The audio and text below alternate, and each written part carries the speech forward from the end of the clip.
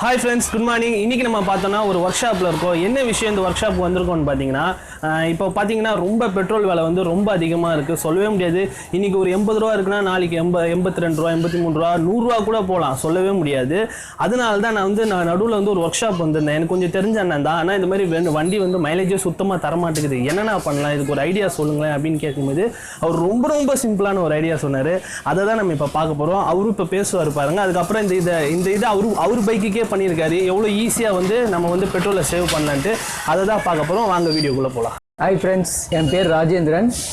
இன்றைக்கி உங்களிடத்துல ஒரு முக்கியமான விஷயம் என்னென்னா பெட்ரோலுடைய கன்ஸ்ட்ரக்ஷனை குறித்து பேச போகிறேன். நான் தேனாம்பேட்டில் ஒர்க் ஷாப் வச்சுருக்கேன், ஆல்ட்ரேஷன் ஒர்க் ஷாப்.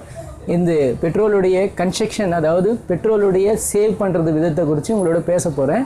அது மாத்திரம் இல்லை, பெட்ரோல் வந்து இன்றைக்கி அதிகமாகிட்டே இருக்குது ரேட்டெல்லாம்.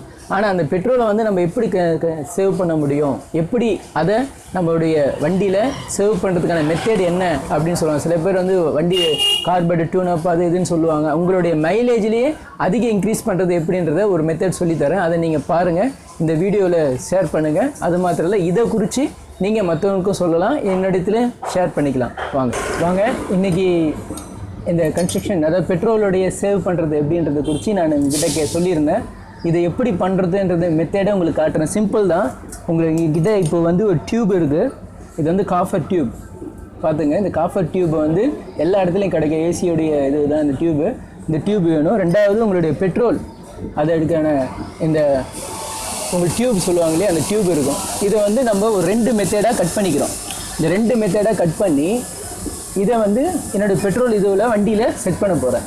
ஸோ ஒரு பெட்ரோலுடைய பாதி இதுவை இதில் போட்டிருக்கேன். மீதி இருக்கிறத இப்படிப்பட்ட காப்பர் டியூப்பில் நான் கட் பண்ணியிருக்கேன். ஸோ இதுதான் காப்பர் டியூப்பில் கட் பண்ணியிருக்கேன். இது வந்து முதல் விதமாக இதில் நான் சொருகிட்டு இதை நான் இந்த இடத்துல பிளிஞ்ச் பண்ணியிருக்கேன். சரியான பிளிஞ்ச் பண்ணியிருக்கேன். அழுத்துறது, ஆமாம், இதை அழுத்தியிருக்கேன். அதே இடத்துல மெட்டில் பண்ணிவிட்டு திருப்பி இந்த இடத்துல ஒரு பிஞ்ச் பண்ணியிருக்கேன். பிஞ்ச் பண்ணி இந்த இடத்த நான் ஓப்பனாக விட்டுருக்கேன். ஸோ இப்போது இந்த பெட்ரோல் எவ்வளோ சீராக வரணும் அப்படின்றது உங்களுக்கு இப்போ காட்ட போகிறேன். அடுத்தது இந்த டியூபை இங்கே நான் சொருகிறேன். பார்த்துங்க,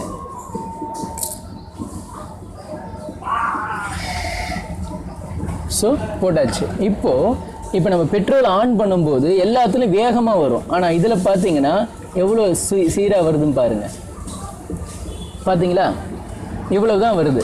ஸோ இதனால் உங்களுக்கு பெட்ரோல் வந்து சேவ் ஆகிறதுக்கு நிறைய வாய்ப்பு இருக்குது. சில பேர் வந்து பெட்ரோல் ஆன் பண்ண உடனே எந்த மாதிரி வரும்ன்றது இப்போ நான் காட்ட போகிறேன்.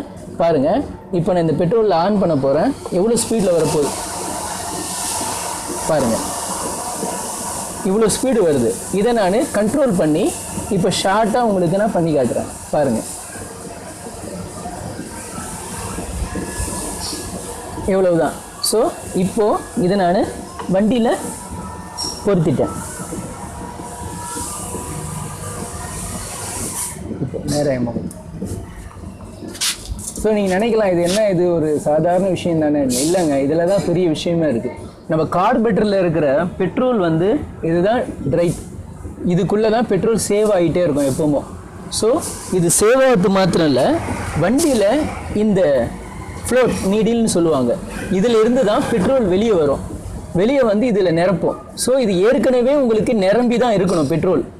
இது நிரம்பி இருக்கிறது மாத்திரம் இல்லை, இது நிரம்பி இருக்கிறது ஒரு காரணம். ஃபுல்லாக நிரம்பின பிறகு மீதி இருக்கிறது உங்கள் டேங்கிலேருந்து பெட்ரோல் வெளியே வந்துக்கிட்டே இருக்கும். இதுதான் இதுக்குள்ளே போகிற கான்செப்ட்.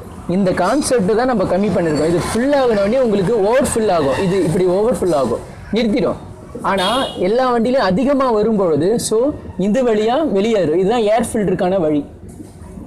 இந்த ஏர் ஃபில்டருக்கான வழியில் வெளியே போயிட்டே இருக்கும். அதை தான் நம்ம இன்றைக்கி கம்மி பண்ணியிருக்கோம். இதுதான் முக்கியமான விஷயம்.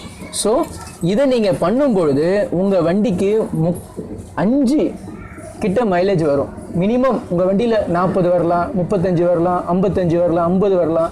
ஆனால் இதை நீங்கள் செட் பண்ணிங்கன்னா மினிமம் 5 இன்க்ரீஸ் பண்ணி கொடுக்கும்.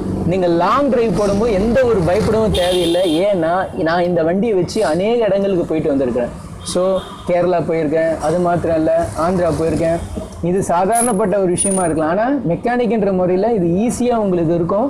அது மாத்திரம் இல்லை, இது வந்து எல்லாத்துலேயும் உங்களுக்கு ஈஸியாக இருக்கும். எல்லாருமே இதை ட்ரை பண்ணலாம்.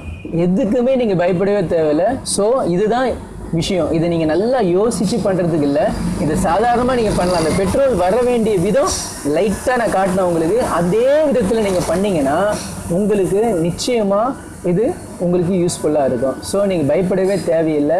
அப்படி ஏதாவது ஃபால்ட் ஆகுதா நீங்கள் என்னுடைய ஒர்க் ஷாப்புக்கு வரலாம். என்னோடய ஒர்க் ஷாப் தேனாம்பேட்டில் இருக்குது.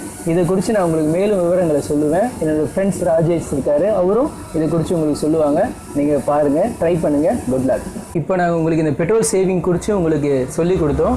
இது மாத்திரம் இல்லை, கீழே உங்களுக்கு கமெண்ட் பாக்ஸ் இருக்கும். நீங்கள் இதை குறித்து வேறு ஏதாவது உங்களுக்கு டவுட் இருந்தால் நீங்கள் எனக்கு அனுப்புங்க. நெக்ஸ்ட் வீடியோவில் இதை குறித்து நான் உங்களுக்கு சொல்லுவோம். அதை குறித்து நீங்கள் பார்த்து நீங்கள் தெரிஞ்சுக்கலாம். யூஸ்ஃபுல்லாக இருக்கும். தேங்க்யூ.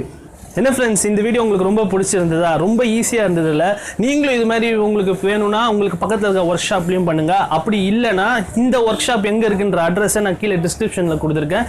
இந்த அட்ரஸில் வந்து நீங்கள் வந்து பண்ணாலும் பண்ணி கொடுப்பாரு. உங்களுக்கு ரொம்ப ஈஸியாகவே இருக்கும்.